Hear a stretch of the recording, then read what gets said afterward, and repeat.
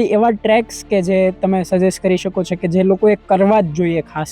Yes, 1-2 દિવસની વાત કરીએ તો ઈડરનો સનરાઈઝ ટ્રેક છે. ઈડર ફોર્ટ, ઈડરનો જે પર્વત છે, પહાડ છે, એનો જે સનરાઈઝ ટ્રેક છે કરવો જોઈએ. વહેલી સવારમાં નીકળી સનરાઈઝને 1 કલાક પહેલાં નીચે પહોંચો તો 1 કલાકમાં તમે ઉપર પહોંચી શકો. ઉપર જઈને સનરાઈઝ જોવાનો, પછી તમે પાછા આવી શકો. 1 ડેમાં આ વસ્તુ થઈ શકે. એ કરવો જ જોઈએ.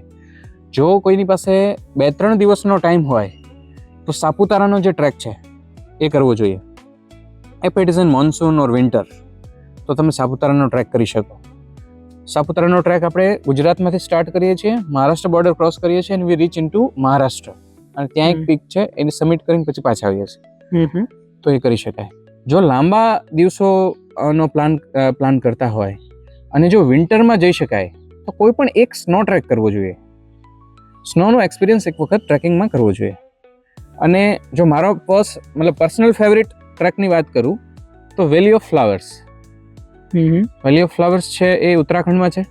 It's a national park. એ વર્લ્ડ હેરિટેજ સાઇટ પણ છે.